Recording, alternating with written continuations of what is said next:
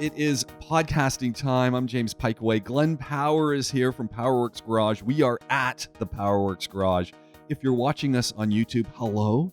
If you're listening to us on Spotify, hello. If you're listening to us on 100.3 Talk in Dubai, in your car, hi. You've got us for the next hour. You've got us. And we're the best on the radio. So you know what? Sit back, relax, enjoy. There is nothing better than this program on the radio in the United Arab Emirates between 2 and 3. So here we go. That's them told. That's it. Everyone. And by the way, we are the #1 automotive podcast in the United Arab Emirates coming out of Al Quoz. So we've not expanded out of Al Quoz yet. No, we're still, those guys in Al Qusais that have got 4 listeners. But I also want to say this. We are the first automotive show in the United Arab Emirates because we've got a pedigree. We started on radio. We're over 12 years old. We've been doing this for a long time. Started on the old wireless. Yeah. So, we started years ago. 2005, 6, 7, and carried on. And Imtishan and Brown Car Guy were the first in there, as well as the guys over from Auto Data, and then they became something else. So we've been doing, we are the oldest. A lot of imitators. A lot of people try, but no one's got it right. So, is it true your middle name's Genesis? James Genesis Piper. If you were a wrestler, James the Genesis. No. This is better because I got promoted to be the dean of the College of Communication Media Sciences at Zayed University. My middle name is Dean. Yes. Get in. James Dean Piecowye. They go, yeah, but we know you're. No, that's my name. Dean. Yeah, Dean. D. I'm the dean. Can't beat it. How you doing? How's it going? It's all good. Yeah. Just weird time of year with a lot of people kind of thinking about traveling.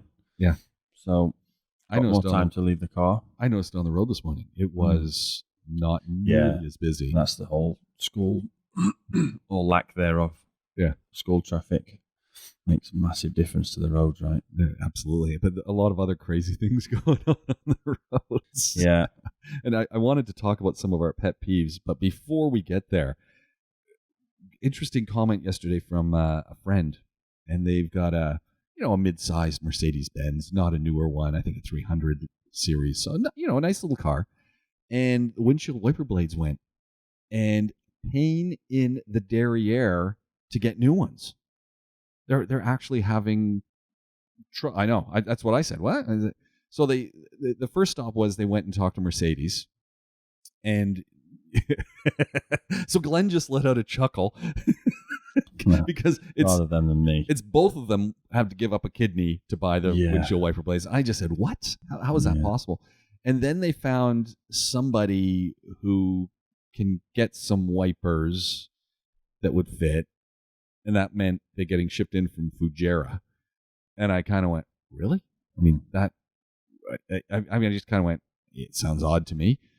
And then I said, maybe just give Glenn a call and see if his guys can source you some windshield wipers. Are Mercedes Benz windshield wipers that hard to find? See, I'm wondering whether they're the ones where they have the jets through the arm and they spray like 20 streams of water onto the glass. I'm wondering whether they're different on the more modern ones.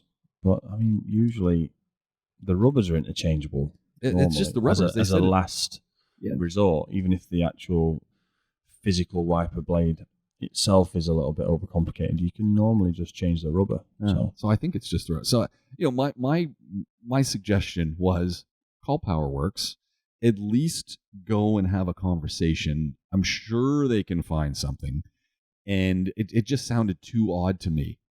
Anyway, the lady whose car it was actually in yesterday, but we got a Beetle that we look after. Oh, and they shipped.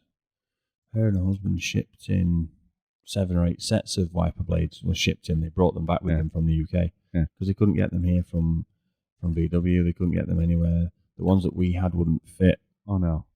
How's that possible? Different VW? I mean, it's just I don't know. I mean, I think the ones we had that wouldn't fit was because one of them, it was the clip that holds it onto the actual wiper on. Oh. So if you can't hold it on, you can't do it. Yeah. So, but then they had them in storage in one of those storage facilities, the one in Jebel Ali that caught fire a few years ago. So, there we go. They're in a bad situation wiper wise, but I think the solution was already resolved, shall we say, by Al Nabuda, and VW could stock them again. But they are crazy expensive. Yeah, wiper blades sometimes. I was over in Al Gandhi, so Chevrolet, General Motors. Like those guys. I do like those guys. Over there yesterday, and big shout out to Al Gandhi, by the way. And if you're driving by any of their places, just lay on your horn right now, and wherever you are, just go woohoo wherever you are, wherever you're sitting, in your office, at home, just a big woohoo to Al Gandhi. Could be a technician in the workshop tuning the radios in, listening to us. But no, I was in there. We needed a strange part for a Camaro convertible, which wasn't a part. What was the strange part? Well, it was the seal on the rear quarter glass. But really, it turns out it doesn't come separate. It comes with the glass. Oh no! Because only the people in the factory can bond it to the glass. They couldn't possibly sell you a seal that you could bond to the glass yourself. Unlike the seals for every other part of the car, which you can bond yourself. Yeah, but that's a special piece of glass. Ridiculous. And it can only be done in a factory in Tallahassee. Yeah, exactly. Yeah, exactly. By 3 guys, and 2 of them are on vacation. Thanks, UAW. But you've got the... So I was just talking to the guys in there, and while I was sat there, there was they've got the AC Delco, so that's their like sort of in-house brand, so to speak. And we needed front wiper blades for the same car. Now ours were, I think they were about 110 dirhams for the pair. And so I thought, I'll just ask. They're AC Delco, it's a decent brand, and we use their batteries all the time, so they're very well priced. And they wanted 132 dirhams each for these wiper blades, which, you can convert that. I mean, I looked at it straight away and thought, wow, it's 260 dirhams. So for me to translate that's over £50. I'm thinking £50. We used to do services at the dealer for £50. I get mine at Carrefour for 18 dirhams, and I balk at that. Yeah. 18 dirhams for wiper blades? What are you talking about? My brother goes, dude, that's like a giveaway price. It's yeah. I mean, look, the thing with wiper blades is that they're not used often enough. People don't use them often enough, so the rubber just degrades really, really quickly, just melts onto the screen. And you go to use them the time you need them. There's half an inch of dust all over them anyway, and then it starts to rain. That turns into a nice paste, and it doesn't do anything. The wipers don't work, and you only need them 2 or 3 times a year in terms of actual rain. So, that is a problem. We always fit. There's always a few people that say, "Oh, I needed my wipers yesterday when it rained and they were no good, so I better change them." And we always say to them, "Yeah, that's fine. We will do." But it's probably not going to rain for 6 months again, and you're going to need to do the same again. So you might be better off keeping these in the back, and we'll show you how to change them. But yeah, that's got a car that, especially a family car, you know what it's like. You put stuff in the back, it gets thrown about. Yeah. Used for something it shouldn't be used for. 6 months later, you've forgotten they're there. It's like, I know I have the blade somewhere. And then it's like, oh, they fell out when I was at the beach. Yeah. But wiper blades here is a difficult one. There's no real good way to manage. You can keep them clean. You can try and keep them off the screen, like a lot of people. You probably notice people doing that. Yeah. There's not that much you can do, Actually, I wondered, with the newer vehicles, does it actually do that? Do they have a little lift on the motor so that it just lifts them off the screen so they don't bake on your front windshield? That's a great idea. Some of them will make sure that when they come to a rest, so you might notice it on some of the European cars, the wipers will wipe back and forth, and when they come to their resting position at the bottom of the screen, normally at the bottom of the screen, sometimes they'll just sort of half a notch move the other way, and it's just to make the rubber not stay sort of folded in the same direction every time. So they'll make them so that they don't stick and fit in the same way every time they stop. But it's just the heat on the screen and the dust, and there's not much you can really do about it. You just have to accept that either you're going to have to keep a set where where you've got them, or you're just going to have to deal with the fact they're not going to work when you need them. Great parts supplier is Borg & Beck. Pete over there. Big shout out to him as well. Are they making wiper blades? Yeah, we've got. Yeah. thousands of them upstairs. They make them for the Mercedes? Someone please come and buy some. Do they make them for the Mercedes? Because I know someone who needs. Well, that's what I'm thinking. I think there must be a weird one if they've not. But like I said, we've got the Borgenbeck ones. AC Delco do a great range. Bosch, they do a decent enough range. Yeah. You would have thought somebody would have offered your friends those options, but one of the things Mercedes aren't offering them any options. One of the things that I'm thinking, and this is, I have zero proof, and I have not scientifically tested, nor have I gone with these two folks to any of the places where they've tried to get them, the wiper blades. They are two women, and something in the back of my mind is saying, is it possible that what's happening is just the fact that whoever's seeing them coming in thinking, we can make a few extra dirhams off these women because they're not gonna know any better.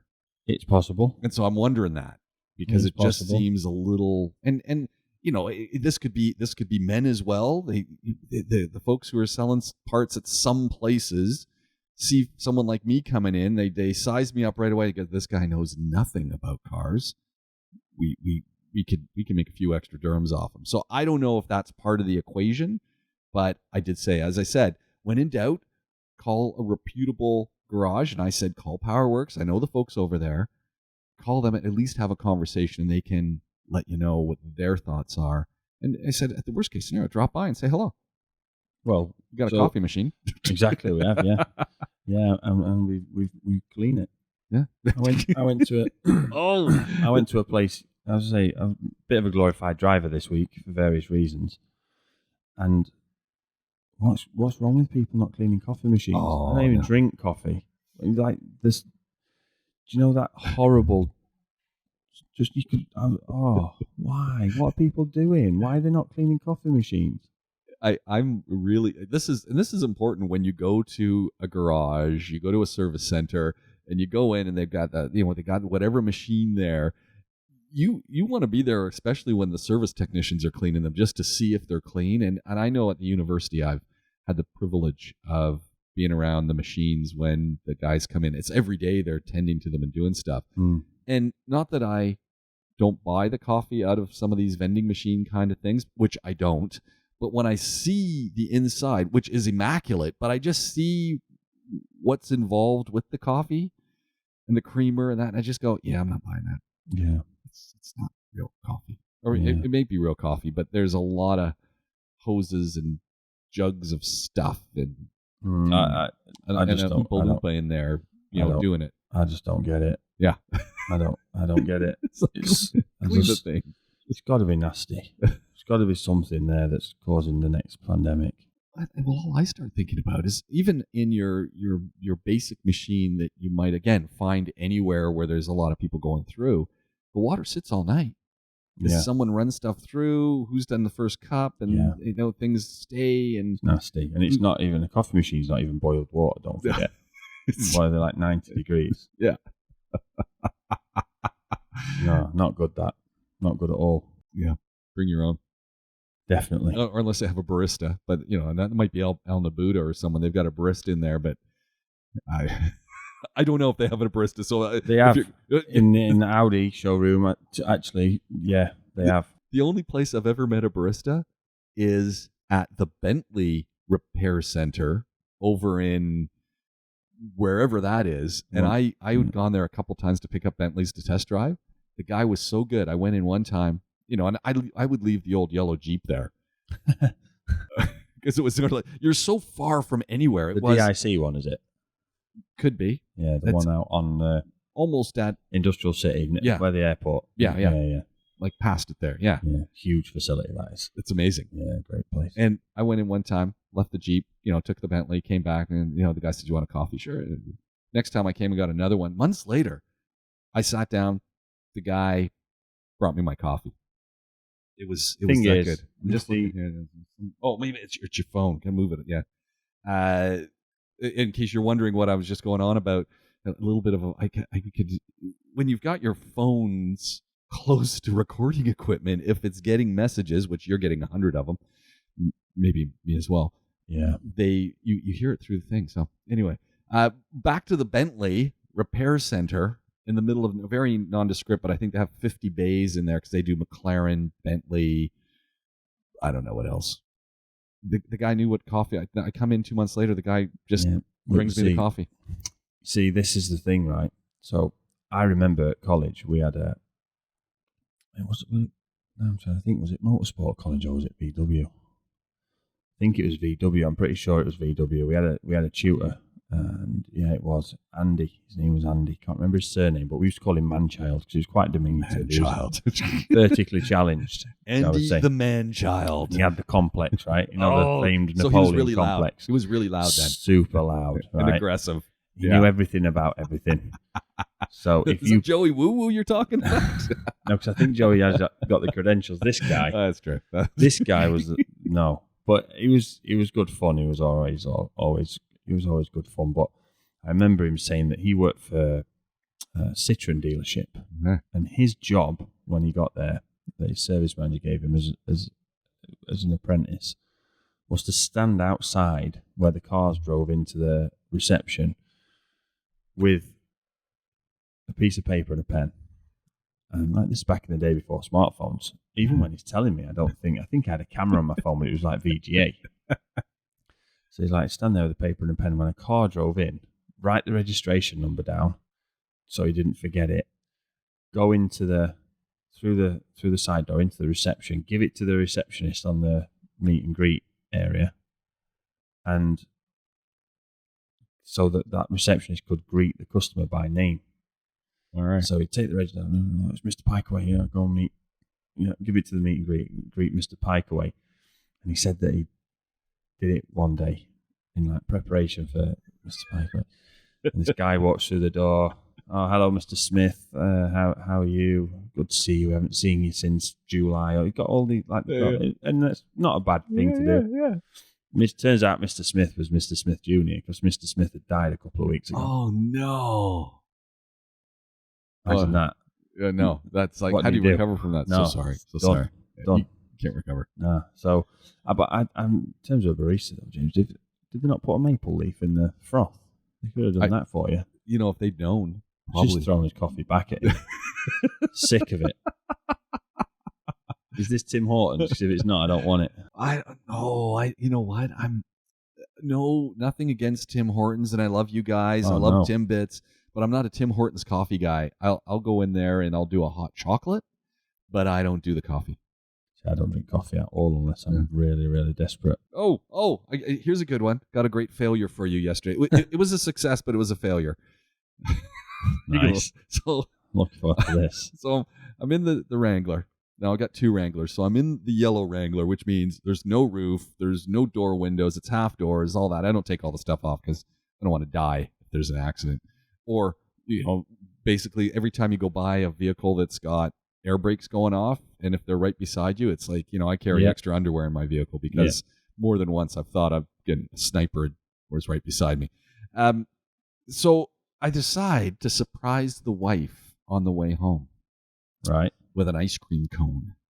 Just the cone, or is there ice cream in it? With ice cream in it. And so I go to McDonald's because there's one pretty close to the house. Yeah. And I'm thinking I'm going to get the soft serve cone, 2 dirhams. That's great, 4 dirhams. And it's close to home, so it shouldn't be a problem. So, they do it, and then they bring them to me in hand, and I said, you got something to carry them in? Because, I'm driving. So they give me this little thing to carry them in, which is fine. It's suitable. Not sure, actually, then when I get to the car, having not really thought this through, where am I going to put it? And then also not thinking through that it's still pretty warm in Dubai at 3 o'clock in the afternoon. Yeah, still warm. And I have no windows in the Jeep. 30. Yeah, and I have no windows in the Jeep. And I hit 2 sets of lights. Oh. And I was close to home, but I hit 2 sets of lights. So by the time I'm turning the corner, done the U-turn, I'm just around the house, I look down at where these 2 cones are suitably melting. Like we're talking the swirls that you see when they fill the cones, they are gone. It's kind of looking like a hat at this point.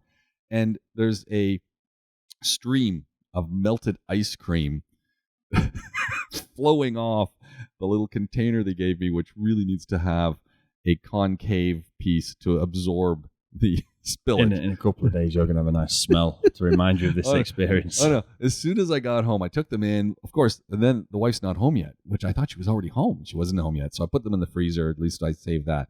Come out and clean. So the fortunate thing about my Jeep is where it all spilt was all on the hard, solid plastic area. So it's easy to clean. Yeah. It wasn't on seats or anything or the carpet. So it was, thank goodness. Yeah, it was easy. But it just reminded me that, man, it's hot. It's hot.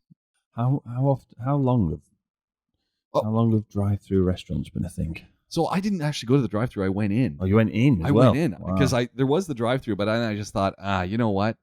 I'm old school. I'm just going to go in. It's a lot faster. So I went into this McDonald's, and I can't tell you. I don't think I've been in a McDonald's in the UAE in over a year. And I walked in. I didn't recognize the place. There were no people in those soon, were there? Well, they had a concierge in there. What you need. And I couldn't understand. I mean, I was and then they have you order on the tablet and pay on the tablet, and then just go to the counter. It's all there. But none of it looked to me like the McDonald's I remember. No Hamburglar. Nothing. No. And I said it was funny because I said to the lady, I said, "Wow, this McDonald's doesn't look like McDonald's to me at all." I said, "I'm thinking 1980s McDonald's," and she laughed. She goes, "I can't relate because." The age is 40 years ago. I wasn't even born. Yeah. And I said, "What do you mean?" She goes, I said, "Well, how about the 90s?" I wasn't born then either. No. And I'm going, mad, right? There's people in the 20s that were born in the year 2000. Yeah. Well, that's what I'm thinking. I'm thinking she must have been probably 22, 23. So no. Yeah. I'm going, wow, like this. But this McDonald's was unrecognizable as the classic McDonald's. It looked like a little nice cafe. And she said, "What, do you like it?" And I went, "Yeah, I do." Some of them have they actually have the cafe section, don't they? There was a cafe section. Yeah, they had that as well. And I was going, I think it was Andrew Thomas that told me that he was quite a coffee drinker, and he said to me that McDonald's coffee was pretty good. Yeah, they have the espresso machine going there, and then they had I just went, wow, this is impressive. But I'm a purist when I go to McDonald's. I just go for the filet-o-fish. I love a filet-o-fish. I haven't had one of those in years, but I need to. But when I was sitting there, I could, you smell all the frying stuff. It was just like, I could do a filet-o-fish. Do you know, the only time I've ever bought a fillet was as a bribe for a taxi driver to take me through the drive-thru on the way home from a night out. And that's like back in the UK. So years and years and years ago. The one nice thing about the filet-o-fish, as opposed to every other item on the McDonald's menu, and now the CEO of McDonald's here in the UAE or global will get in touch with me and say, "Well, you got that wrong." But as I understand it, the filet-o-fish is the only item that it only comes from one place globally. So they are all the same. And doesn't matter which McDonald's you go to, although most of the food tastes very similar at McDonald's, but this particular item all come from one place, so they are all identical, and it's somewhere in the UK, so it's a nice thing. Somewhere in the UK, yeah. Could you imagine fish out of the UK? That's what I'm thinking. The French haven't had it all off of us yet. Wow, crazy. Yeah. So what's going on in the shop? Since it's a little quieter, people are just. Well, no, that's what I mean. It's strange. Usually, it's quiet. People are. Because obviously here, school's finished super early for I don't understand first term, and you don't understand that either because you got 2 children at school. So I don't understand that with the money we're paying. But my wife doesn't understand it. She's an 24 educator. Hours. My wife's an educator, and she doesn't understand. She's going, "This is great. We're off," but she's going, that's 3 weeks for the kids. Like for us, obviously, I guess you'd say the Christian denomination, Christmas time, right? Yeah. So Christmas is coming up. You've got Hanukkah and all those other festivals this time of year. And from my childhood in the UK, you sort of go right through to school. So, I think the latest I remember breaking up from school was like the 22nd, which I think they're doing the same this year because of the way it falls. Yeah. And it sounds like, but when you're a kid, the last thing you need is to be sat at home saying to your mum and dad, "Is it Christmas yet?" Yeah. Like going to school till the 22nd, and especially in the UK, it's dark, cold, it sometimes snows. You've got all the Christmas concerts and carols, and you don't really do anything. Your teachers are still drunk from the night before. Let's be honest, right? This is the UK we're talking about. So you're getting away with absolute shocking scenes in primary schools and junior schools around the UK. And I'm talking about the 90s, so it's probably changed now, sober generation and all that. But back in when I was a kid, it was great. And I just look at my kids who finished school on the 8th of December and think, you're waiting 17 more days with no school. Yeah. Like, we've maxed out trying to pay for school, so we can't afford camps. They've got nothing to do. Yeah. And it's like, but fortunately, obviously, my wife works in school, so she's off work. Nice. And it's like, they have got stuff to do, but it's usually the time where people say, I've got this really strange little problem that only happens every now and again. You can have the car, take your time with it. I don't need it because they're traveling. Yeah. Right? They're going to basically want some covered parking for the car. Don't realise that 50 other people have asked the same thing and it's still going to be parked outside the garage. So normally we get that. But you know what? I don't know if it sort of happened with COVID forcing people to stay and people realising, hang on, I've just spent the last 5 months moaning about how hot it is and now the weather's like perfect. You couldn't design a better climate right now. Yeah. Shall I travel to, again, in my case, the UK, 7 hours on a plane, definitely catch a cold, get there and it be raining for 3 solid weeks and then come back? Or shall I stay and enjoy the weather? And it was nearly 30,000 dirhams for 4 of us to fly return to the UK. I get that. 30,000 dirhams. I don't take that much money a month. Yeah. So what am I going to, what? Yeah. 30,000 dirhams. It's insane. Where's that come from? It's... what? I know. Yeah. I mean, I just, so even if we could afford that, I'm sorry, it's not a sensible thing to be doing. The only way I could afford to fly back to Canada. So first of all, my boys couldn't come here because they didn't have enough time. But we booked our tickets in August. Yeah. Because there was we got this great special, and so we got in on this stellar deal. Yeah. No frills. It's lucky you can even, take your shoes on board. Stand in space, yeah. You can't even wear shoes. Leave those outside. Yeah. We're going to tie them to the side of the plane. The captain needs those. We paid him his wages for a few weeks. Yeah, so we're using those. We're going to strip off your soles and put them on the tires. But, that was the only way. Yeah. As the cost is just, whoa. Yeah. It's crazy. It's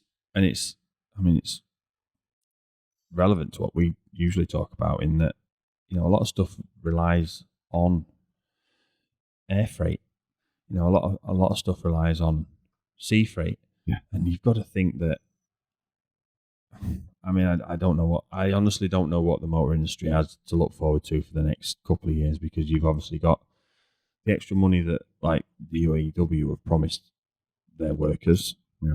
Ford, Chrysler, everybody, they've promised. And if they're paying their workers that, the folks in Europe are up in their demands. Look, if you're at VW Group, and you've got a top engineer or a top production line foreman or whatever the position may be, designer, whatever it is, that you're paying 15-20% less than someone who can do it at General Motors. It's not exactly a step down from VW to General Motors. It's just maybe a sideways step.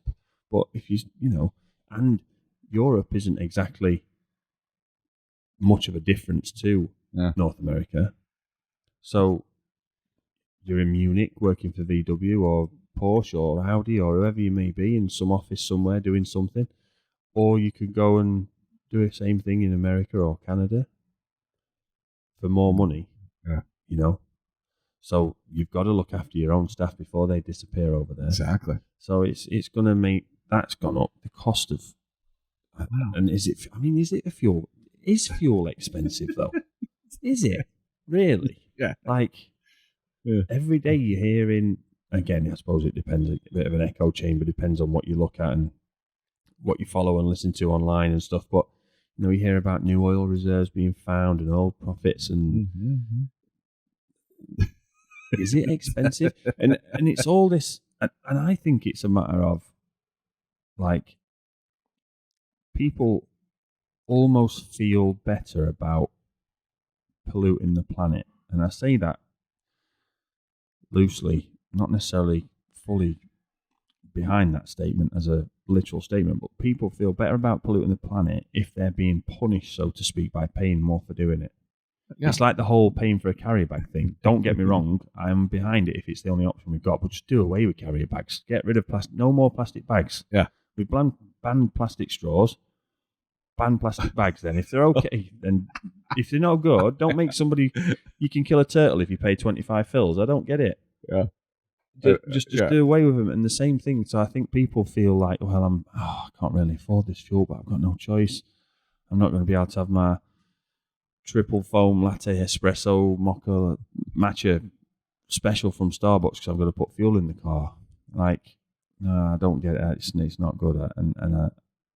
But all it's going to do is mean that cars which are already going to be taxed to the max because of environmental impact are going to be so expensive to make. I'm seeing a few new vehicles on the road, but I want to punctuate that, and I'd love to hear from other folks. I'm only seeing a very few new vehicles on the road. And where are they from? Lots from China. Yeah. I think I saw a new Citroen, or at least one I'd never seen before. And I saw maybe it was a Lexus. Okay. And I recognize it was the front end that maybe just kind of go, whoa, hold on a second here. What's going on there? It caught my attention because it was really different. Mm.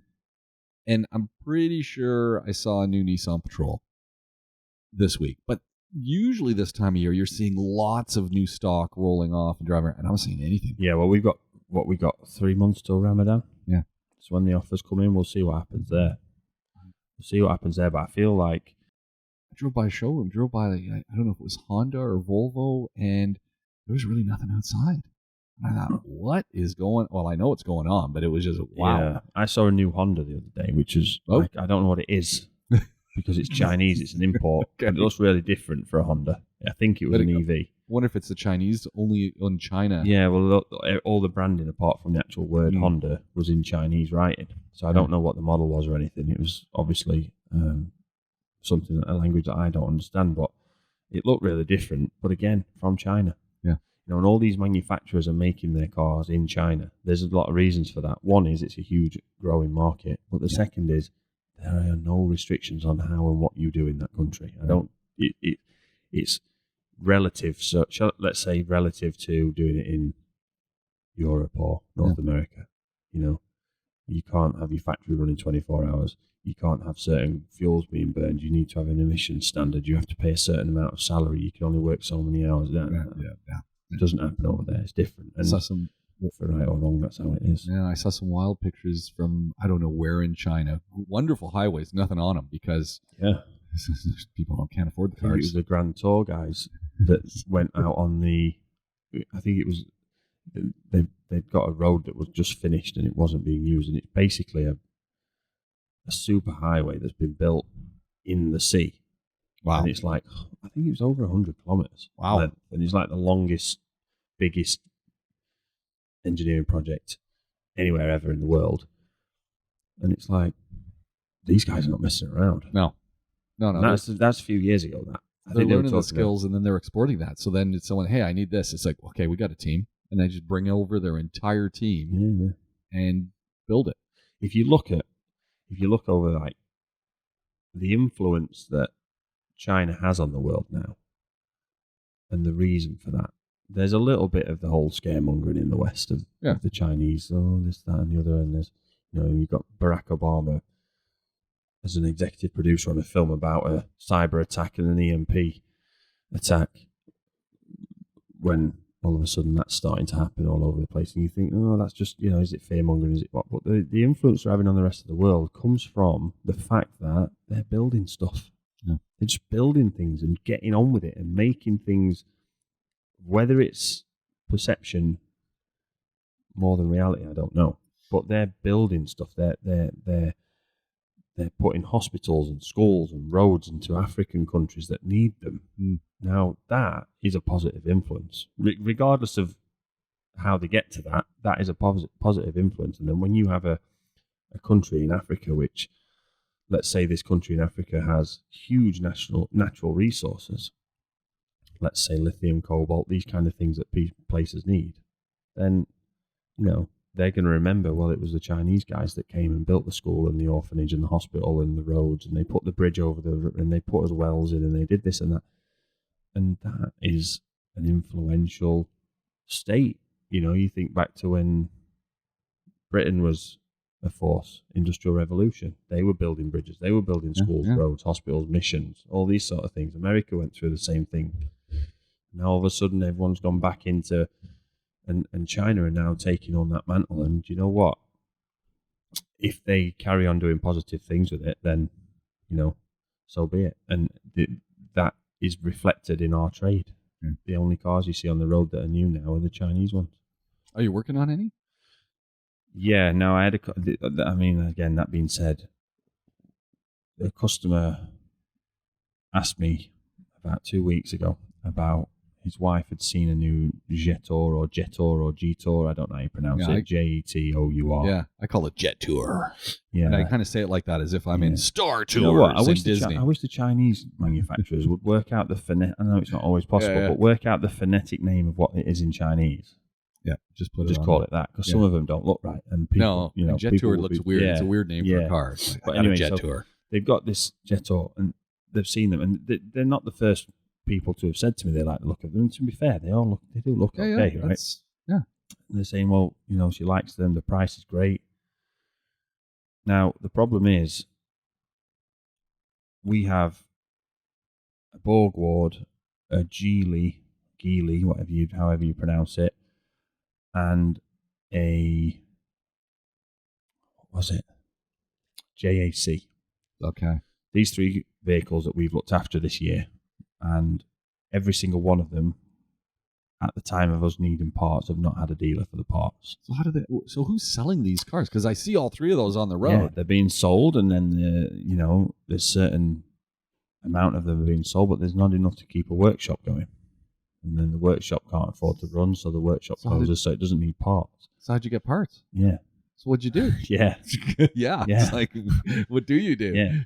So in the case of the Geely, it was Union Motors, and then they told us to contact AGMC. Okay. And then AGMC said, sorry, we can't help. We've got no parts in yet. That was about probably 2 months ago, towards the end of the summer. Yeah. Okay. Yeah. So that was my feedback to this customer, saying, look, yeah, great price point. Reliability-wise, we can't say that they're breaking down left, right, and centre, because we're not seeing hundreds of them, but there are thousands on the road. Yeah. So they're probably okay. You are going to lose money on a car, but let's be honest, we all are these days. Yeah. But there's nowhere that I can guarantee that you'll, one, get through the warranty with a workshop to service you, and two, that after the warranty, we'll ever be able to buy your parts. No, does it make sense if I'm looking at a Chinese vehicle, and I know Gargash is selling a brand, wouldn't they, in their workshop, be servicing those vehicles? Technically, right? I can't say how it's going to work, but what I can say, you've used the example of Gargash, so let's say... I'm sure they sell, I think they sell a Chinese. I think they might do, yeah. GAC maybe, I don't know. Gargash or Mercedes. Gargash are going nowhere. They can't sell enough Mercedes here. Like, they probably can't get hold of them quick enough to sell them.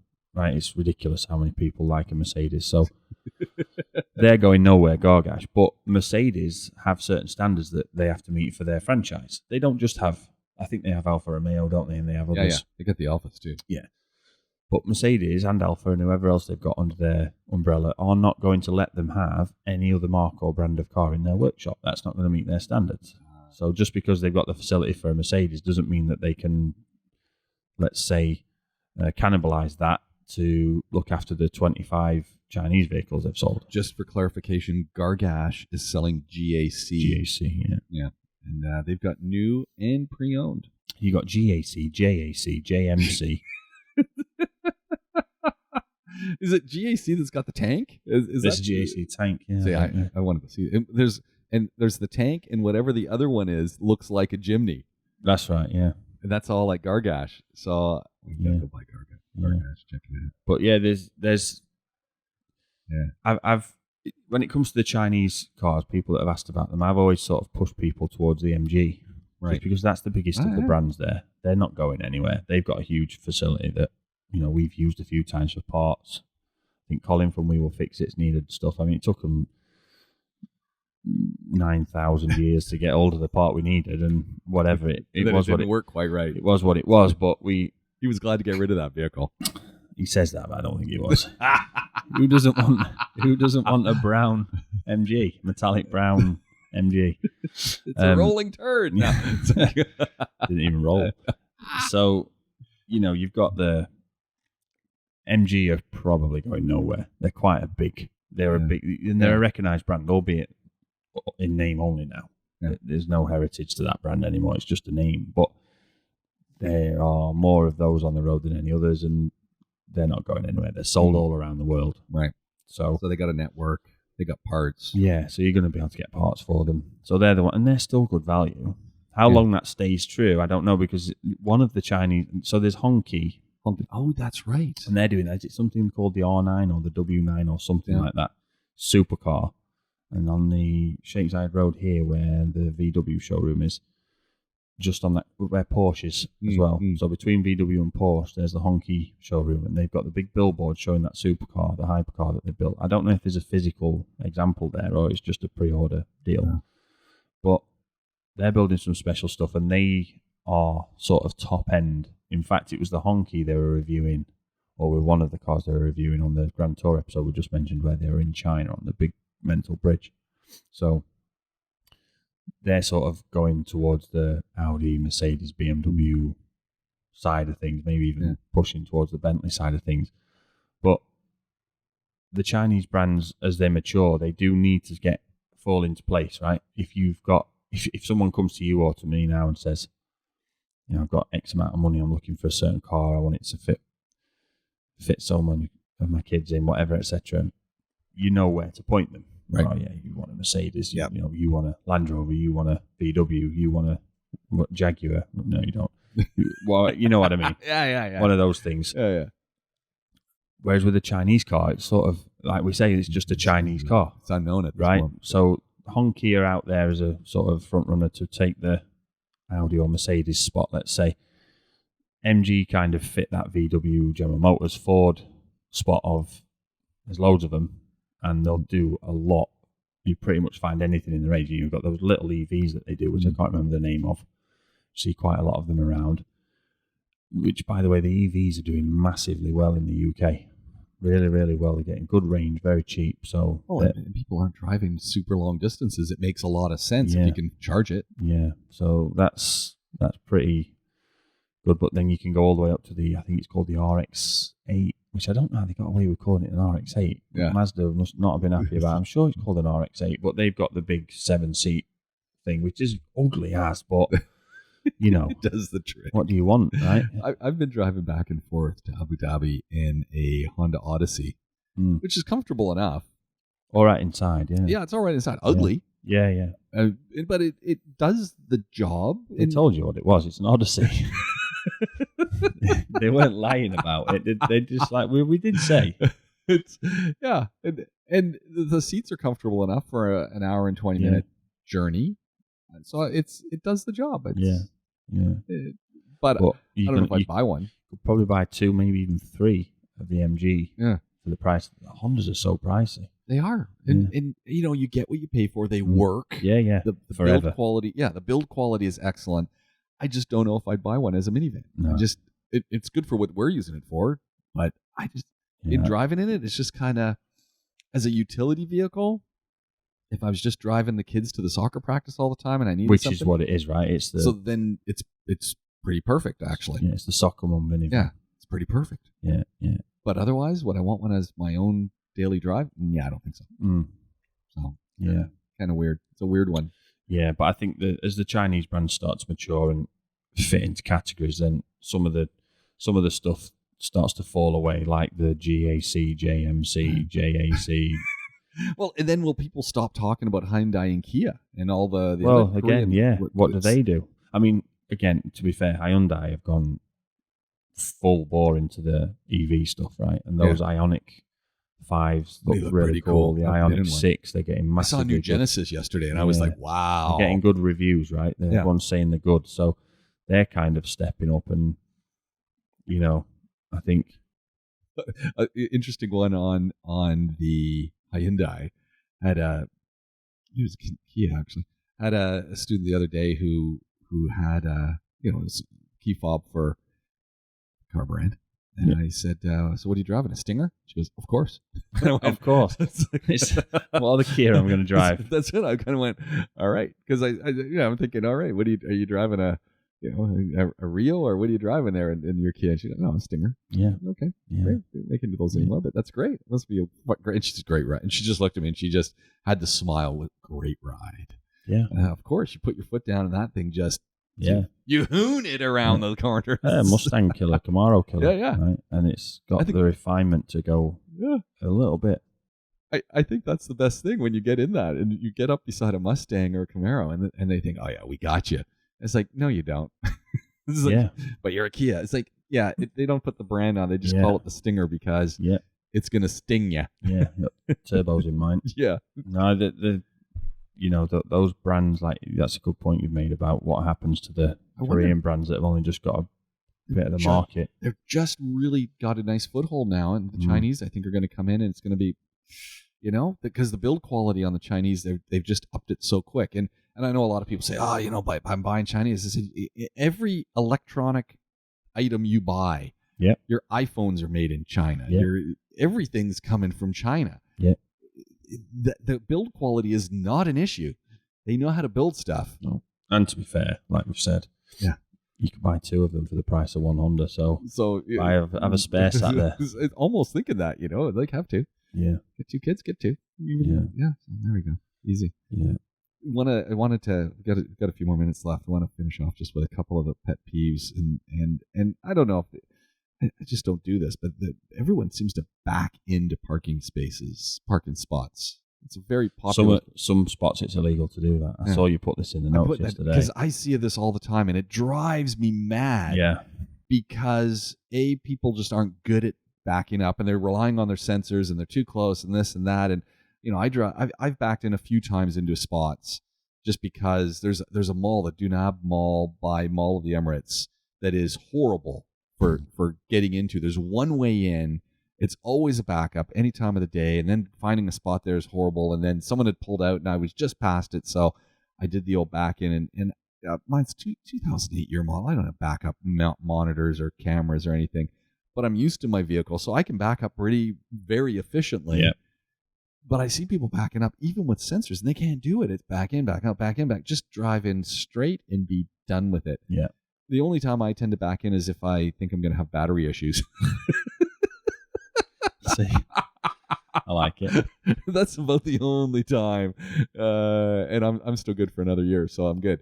Hey, I had a Vauxhall Astra that had a problem with the starter motor for ages, and I used to just park it down when I was delivering Chinese, and there was a little side street that was on a hill. So there you go. Park at the top of there just in case it wouldn't start on me. See, and that's the reason I'd like to have a manual transmission, because then you never have a problem. It's just do you know how liberating it is to think, my battery's going to die, but I can just bump start it. Yeah.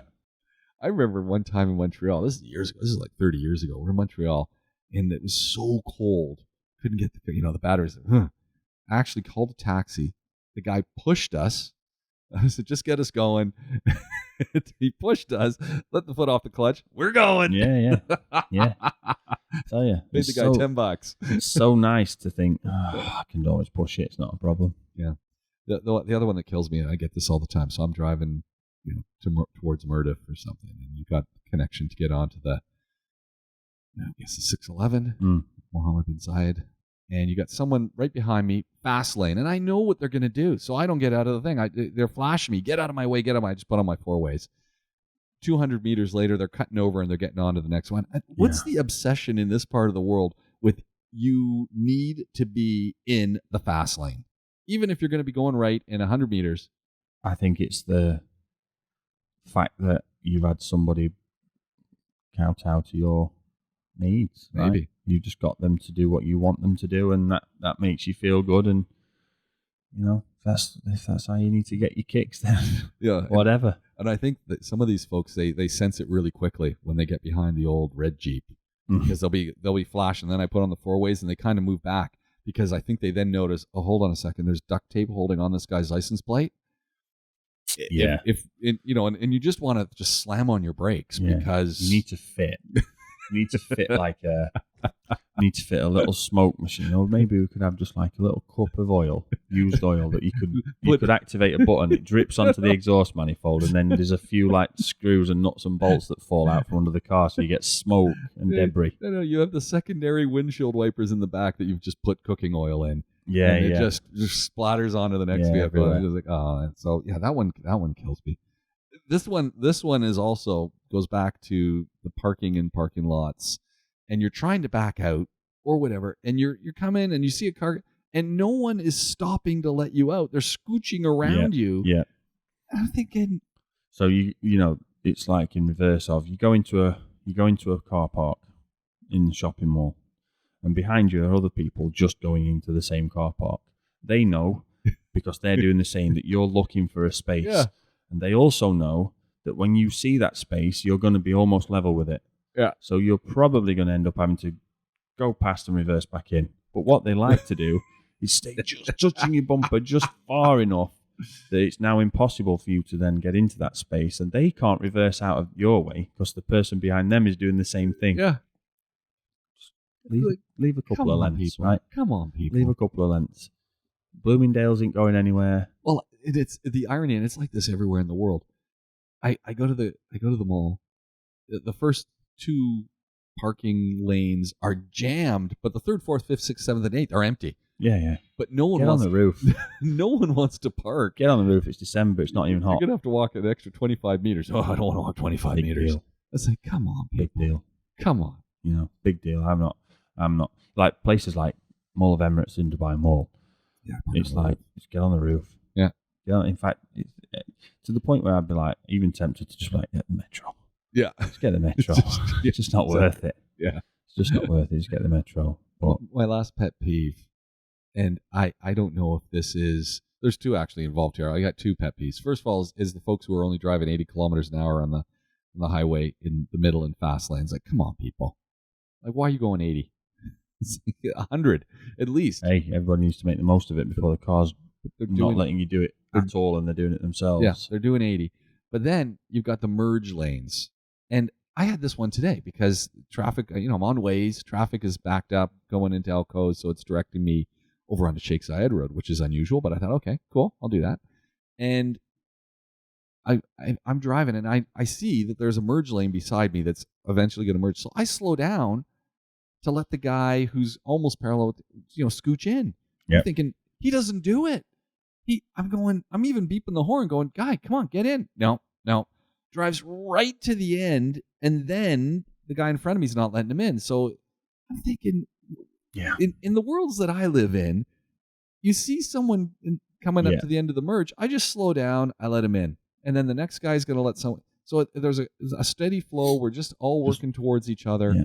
Someone's going to do that for me. But no, so many times I've been in the merging lane thinking I'm going to hit the bollards. I'm going to die here because no one is letting me in. Yeah.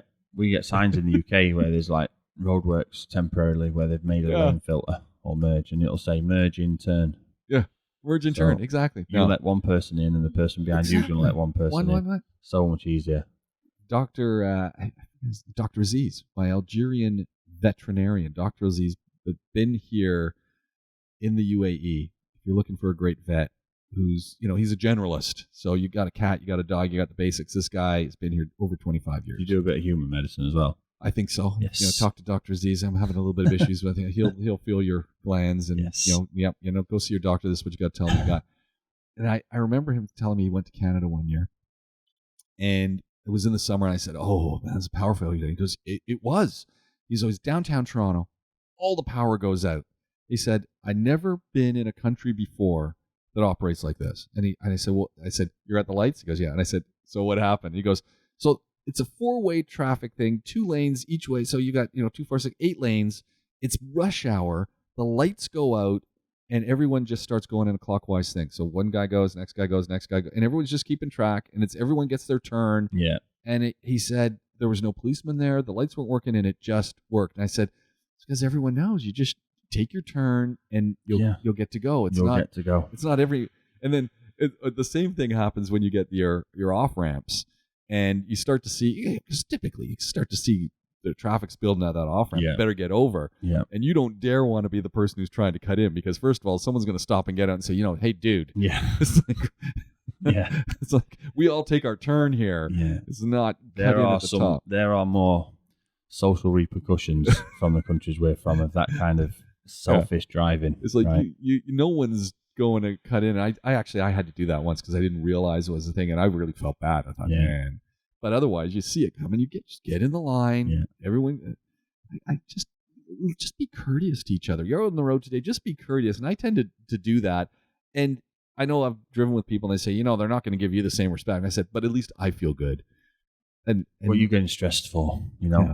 Someone else is going to stress you out. You don't need to stress yourself out by trying to make sure no one gets in front of you. But you know what I love is when you let someone in, and they everyone knows you can see, and they give you the hand in the mirror, or they put on the four ways to exactly. to say, they give you a little bit of recognition that you let them in. Yeah. Instantly, I feel good. Yeah, because I get mad if I hold the door for someone and they just don't say thank you. Yeah, exactly. I didn't do it for a thank you, but it'd be nice to just, hey, thank you very much. Yeah, exactly. Yeah, it's exactly the same thing. Yeah. Mm-hmm. Glenn Power, Powerworks Garage, if you're wondering who I've been talking to. And of course, you know what, you're looking to get your car fixed. You need some advice. You need to talk to someone about the automotive things that you've got. Could be a scooter. You fix scooters. They're not fixable. So that was the thing. Buy a new one. Buy a new one. Like you got an issue with your vehicle, have a chat with Powerworks. You know what you're getting. Yeah. And I think that's the key. And, DJ. Anyone buying Christmas presents, buy your kids Meccano, Lego, remote control cars, buy them a bike, get them a little tool set so they can set the brakes up on the bike, teach them about moving parts, teach them how to fix things. Yeah. We're losing that skill and we're losing it big time. I mean, it's really just let them get their hands dirty. Yeah. Have some fun. Yeah. And it'll pay dividends in the future. I think that's the key. Glenn, it's been a lot of fun, and thank you to everyone who's tuning in. If you're, like I said, if you're on Google, leave us a message. Give us a like. Tell us what you'd love to hear. If you're following us on Spotify or any of the streaming services, get in touch. Let us know what's going on.